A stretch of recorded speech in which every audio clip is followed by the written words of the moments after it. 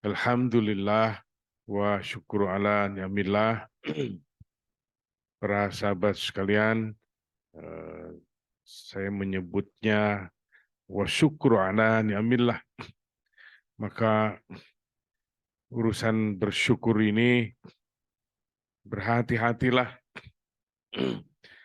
Tidak boleh lewat karena salah satu an-nafs itu membuat manusia lalai, ghaflah, sehingga bersyukur pun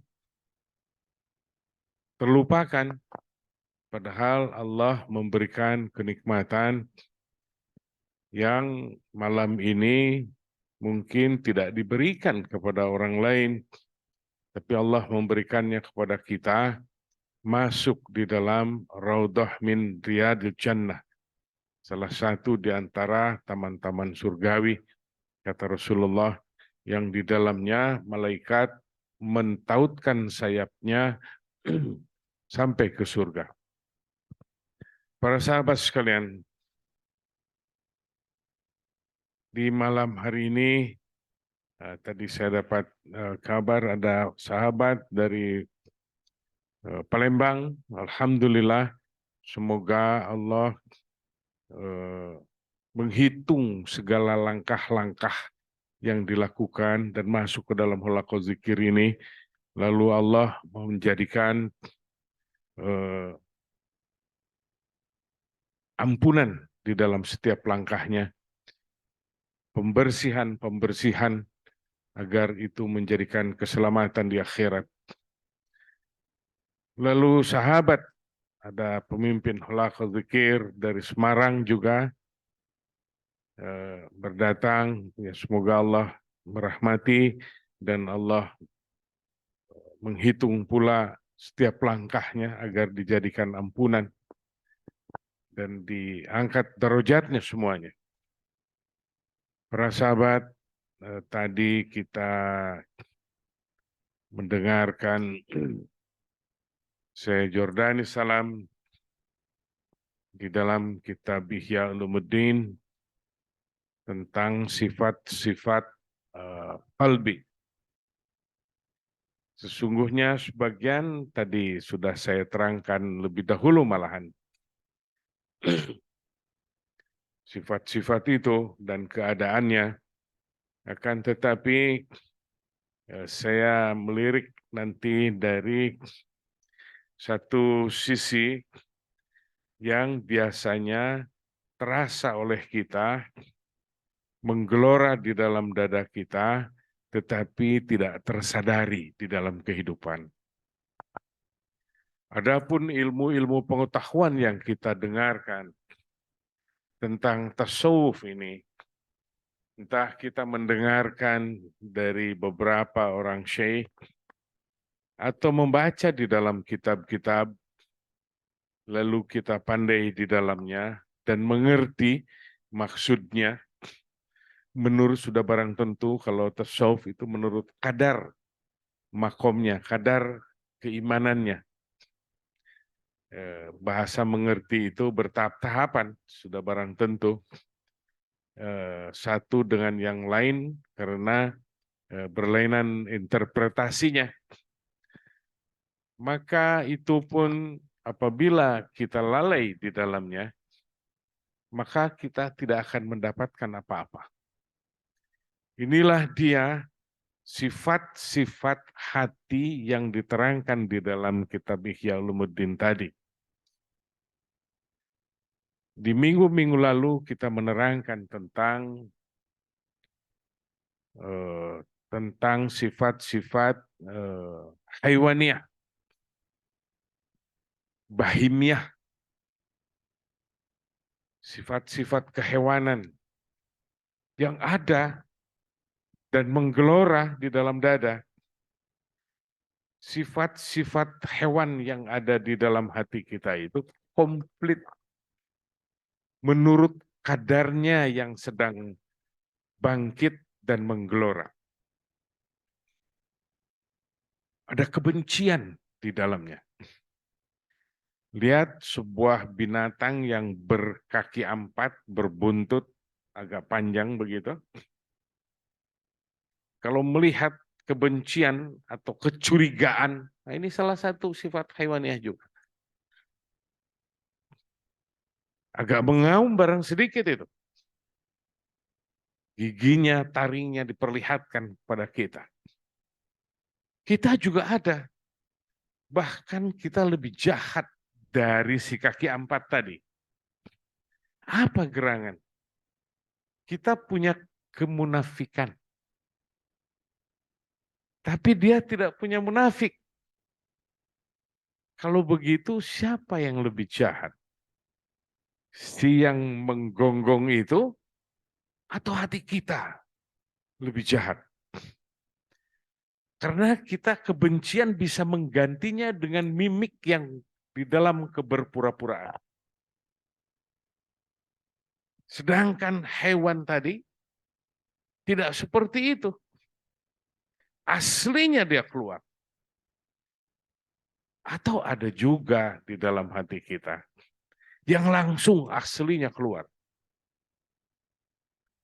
Keserakahan. Nah, ini minggu lalu sudah diterangkan oleh saya. Keserakahan. Kebencian di dalamnya. Ada lagi malas. Malas. Ini sifat-sifat an-nafs ini semua. Lalai. Ghaflah tadi disebut. Apa? Bersenang-senang. Apa bahasa yang pantas? Leha-leha begitu. Kalau bahasa kita ya. Kemalasan dan berleha-leha.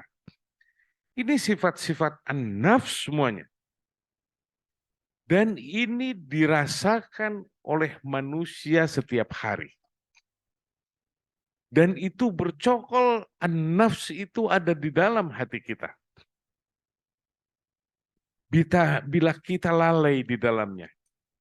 Bila kita tidak mewaspadai. Tadi disebutkan 4 sifat. Kalau saya mengajinya tentang anasir. Nabi menyebutnya tentang 4 sifat tadi. Jenis-jenis sifat manusia.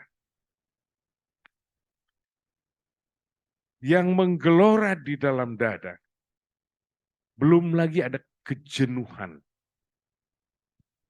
Jenuh. Seseorang misalnya masuk ke dalam halaqah zikir kita di sini. Oh, sebelum berthariqah, maka di sini dan di Banten itu biasanya diijazahkan dulu ilmu asrar. Cara mewiridkannya. Ada yang memakai berpuasanya sangat lama. Lalu tata cara mengamalkannya. Lalu rasa di dalam mengamalkannya. Lalu berzikir sebanyak-banyaknya. Ini patokannya adalah zikir. Agar datar hati kita. Gejolak sifat-sifat haiwaniah tadi. Tidak terlalu muncul dan bergejolak yang membuat syaitan menambahnya. Dan manusia hidup di atas dunia ini menjadi keji. Menjadi tega dia kepada sesamanya. Dia melontarkan sesuatu kekejian yang orang lain tidak tahu dia adalah sedang ada di dalam bidikan kekejian hati kita. Orang yang di dalam bidikan itu tidak sadar dia. Dia berhadapan dengan sang binatang yang sangat keji. Wujudnya manusia seperti kita ini. Tapi hatinya melontar.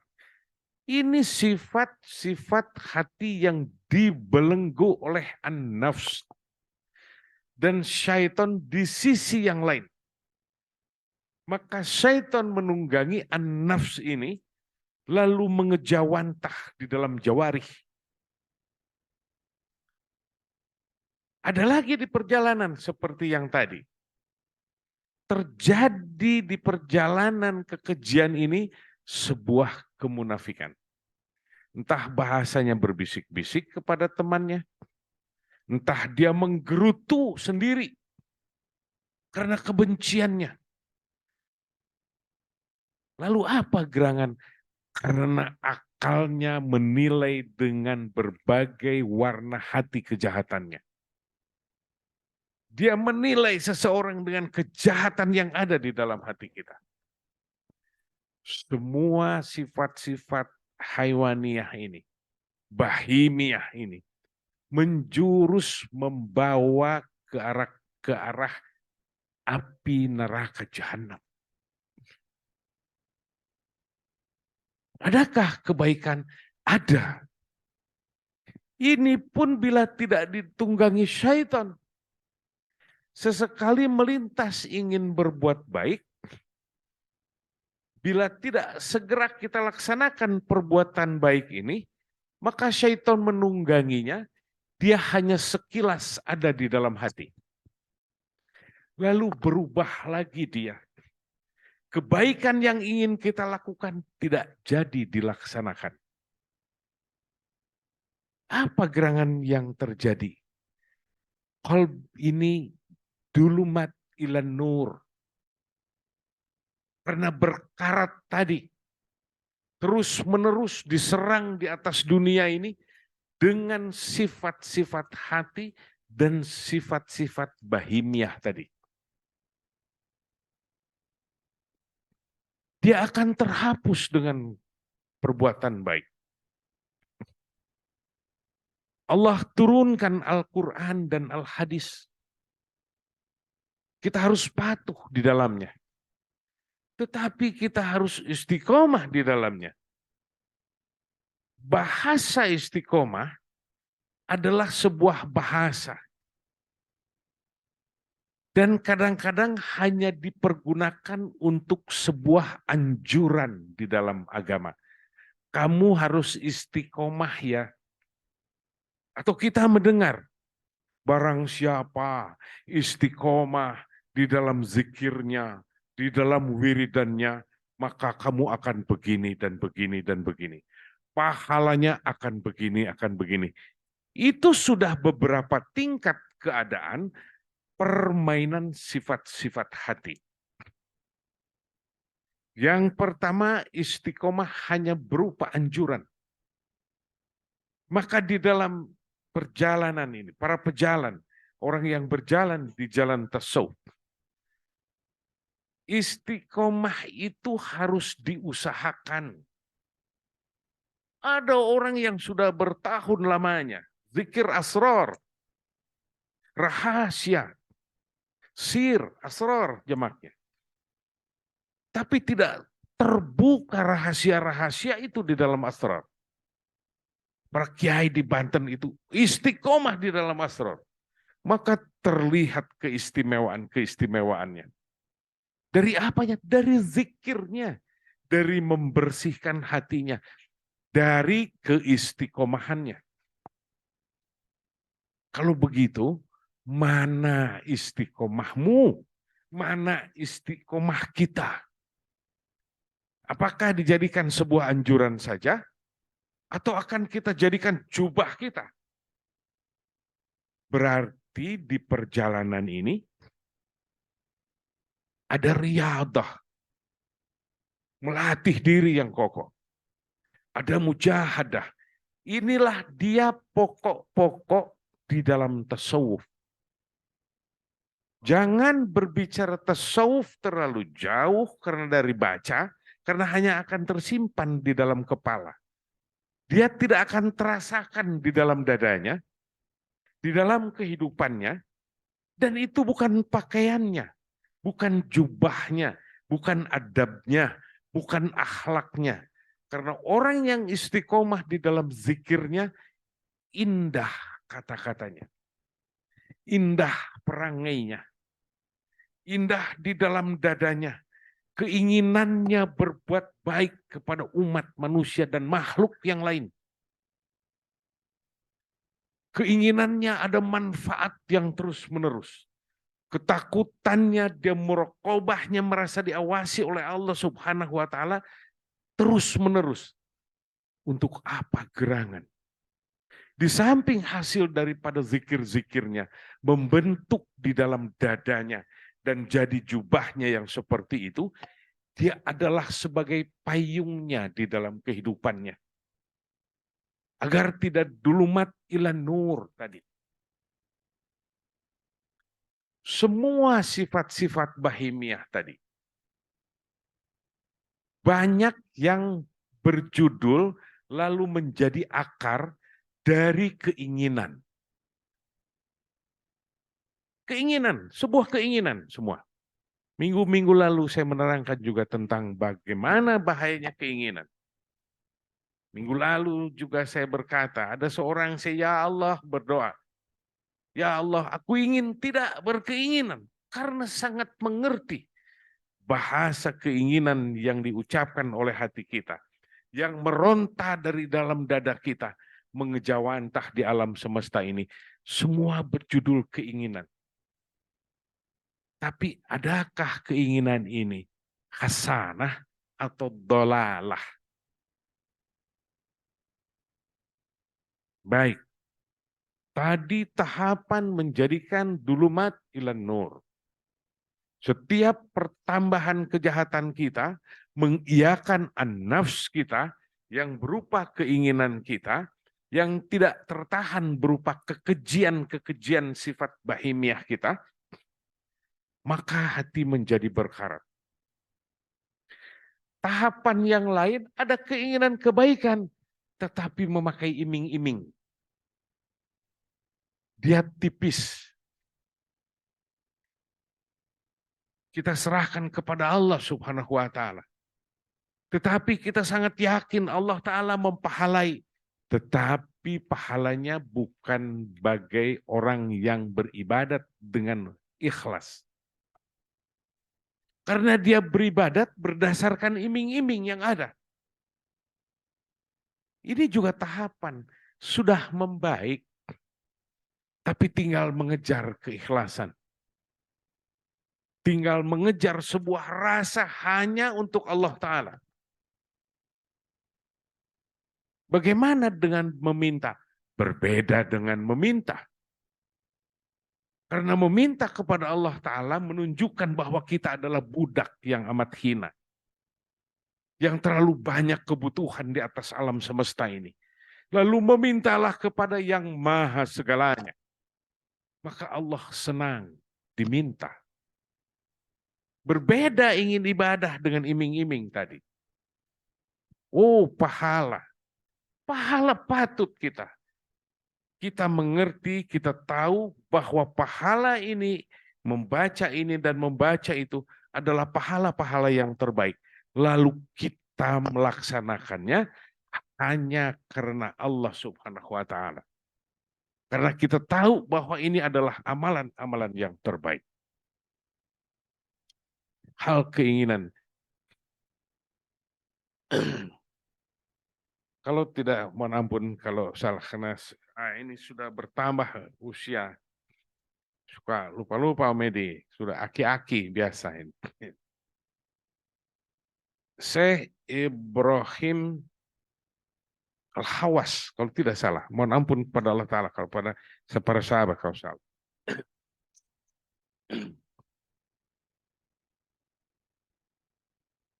Berjalan di atas gunung. Nah, ini gunungnya lupa lagi. Atam atau apa namanya, saya hampir lupa lagi. Berjalan di atas gunung, terus dalam keadaan berjalan.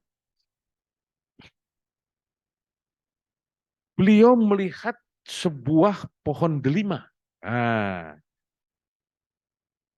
Oh, ini ada delima ini. Aku ingin ini. Aku petik dia. Diambilnya satu buah itu delima itu. Dirasakannya begitu dimakan, rasanya asam. Keinginannya melihat delima yang matang itu manis, bukan? Ini keinginan. Tapi dirasakannya asam. Setelah asam di dalam kitab itu tidak disebutkan dibuang atau apa, tetapi ditinggalkan.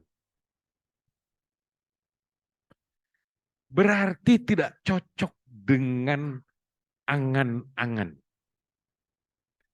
Ingat, kita di dalam terkoh kita ada latifatun nafsun natiqa, an-natik, angan-angan. Yang sesungguhnya anasir ini tidak sebelumnya di Bukhara, kita di Uzbekistan, saya menurunkan thariqah di sana hanya 5 saja, tidak sampai 6 dan 7 karena yang keenam anatik dan kulud jasad atau kolab itu adalah anasir, unsur-unsur yang mempengaruhi tubuh. Khususnya angan-angan tadi. Angan-angannya manis, maka ditinggalkan bahasanya. Setelah berjalan, ditinggalkan jauh. Melihat seseorang yang sedang terguling-guling. Dan dia diserang oleh tawon. Sedang diserbu oleh tawon. Lalu Syekh Ibrahim ini berkirim salam. Assalamualaikum. Kata yang diserbu tawon itu. Waalaikumsalam ya Ibrahim, katanya. Dari mana engkau tahu namaku? Engkau menyebut namaku. Dari mana engkau tahu? Kata orang itu, orang yang mengenal Allah, melihat sesuatu itu tidak samar. Bahasanya begitu. Sangat jelas. Bahkan yang akan terjadi. Bahkan yang datang. Karena apa gerangan? Ini riyadah dan mujahadah dari zikir-zikir itu. Sekalipun jangan berkeinginan saat berzikir, kita ingin bisa seperti itu. Lupakan semua, eratkan hati kita dengan Allah Subhanahu wa Ta'ala. Allah turunkan hal-hal yang seperti itu berupa nasihat ke dalam hati kita. Lalu orang itu jadi seperti itu. Lalu bagaimana jalannya kemelut dengan bahimiyah tadi? Allah turunkan nasihat-nasihat karena zikirnya, bukan karena pengetahuan yang ada di dalam kepala, lalu diceritakannya kepada orang lain, lalu dirinya tidak mengerjakan pula. Ini dia sifat-sifat hati. Setelah itu kata Syekh Ibrahim Al-Khawas itu, engkau katanya sedang bermasalah dengan Allah Subhanahu wa Ta'ala. Karena dikejar tawon itu, dikepung oleh tawon. Kata orang itu menjawab, ya katanya, engkau pun sesungguhnya orang yang tercatat juga berdekat dengan Allah Subhanahu wa Ta'ala, ya Ibrahim katanya. Menjawab seperti itu. Tetapi masalahmu lebih besar. Karena engkau ingin, keinginan. Karena engkau menginginkan buah delima katanya. Ya Allah, sampai tahu seperti itu.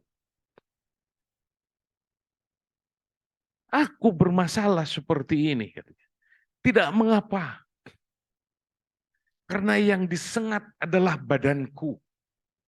Dan ini adalah urusannya di atas dunia ini. Dan aku ridho. Dan ini sebuah ketentuan. Sedangkan engkau, karena buah delima itu, yang disengat adalah hatimu. Yang nanti akan terbawa ke akhirat. Ini dia sahabat sekalian. Jadi urusan keinginan ini. yang menggelora di dalam dada, yang terus berkeinginan menjadi pejabat, menjadi orang kaya, bukan tidak boleh, minta saja kepada Allah Ta'ala dan berserah. Karena dengan banyak berzikir ini, kezuhudan itu datang. Allah mendandaninya. Bukan berlagak kita berzuhud-zuhud, bukan. Kalau Allah telah menentukannya seperti ini dan seperti itu, dia akan zuhud pula karena hatinya datar melihat alam semesta ini. Karena pekerjaannya adalah merapat kepada Allah Subhanahu wa Ta'ala. Karena kerak-kerak atau dulumat ilan nur yang menjaga atau mengotori hati kita dari cahaya itu tersingkirkan dengan zikir-zikir dan pertempuran yang ada di dalam dada kita melawan hawa nafsu. Bahkan disebutkan, saya lupa lagi, ini kalau yang mengaji-ngaji kitab di masa lalu suka lupa-lupa itu. Apakah Sayyidina Ali yang berbicara? Saya lupa apa. Jadi menyingkirkan an-nafs di dalam dada itu, seolah-olah kita sedang bertempur, harus menundukkan sebuah kota, tapi seorang diri. Nah, karena itu menyerbu terus ke dalam hati kita. Semua berjudul keinginan-keinginan. Dan jauh dari cahaya. Sahabat sekalian, apabila itu dilawan dengan riyadah, membiasakan diri, melatih diri di dalam peribadatan riyadah kita, dan mujahadah kita, dan ada di dalam perenungan kita,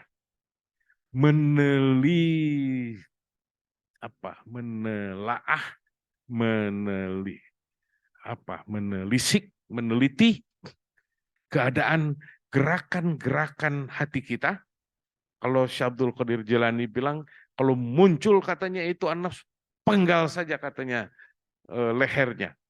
Nah itu, dengan kalimat la ilaha illallah. Ganti dengan zikir.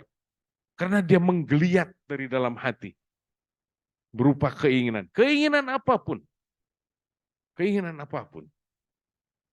Seperti itu. Jadi sahabat sekalian, semoga ini malam dijadikan pengajian kita. Semoga Allah berkenan menurunkan rahmat kepada kita, kepada sahabat-sahabat kita yang telah mendahului kita. Ada sahabat saya di masa muda dulu, Pak Erik, juga ayahanda dari Zikra. Ini beliau berpulang beberapa minggu lalu, beberapa lamanya yang lalu. Semoga Allah berkenan. Semoga Allah membersihkannya di akhirat dan memberikan kegembiraan-kegembiraan di sana.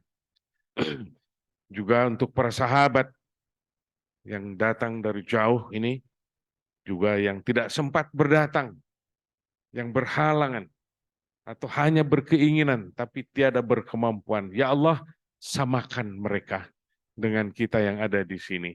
Dan ya Allah, turunkan ampunan buat kita semuanya. Jadikan orang yang pandai dan gagah beribadat kepada Allah Ta'ala dan istiqomah yang tadi kita harapkan. Amin. Ya Allah, ya Rabbal Alamin. Sallallahu Muhammad. A'udzubillahi minasyaitonirrajim. Bismillahirrahmanirrahim. Ila hadratin Nabil Mustafa Rasulullah sallallahu alaihi wasallam alaihi washabihi ajmain syai'ulinahum. Al-Fatihah. A'udzubillahi minasyaitonirrajim. Bismillahirrahmanirrahim. Alhamdulillah rabbil alamin. Arrahmanirrahim. Maliki yaumiddin. Iyyaka na'budu wa iyyaka nasta'in. Ihdinas siratal mustaqim. Siratal ladzina an'amta 'alaihim ghairil maghdubi 'alaihim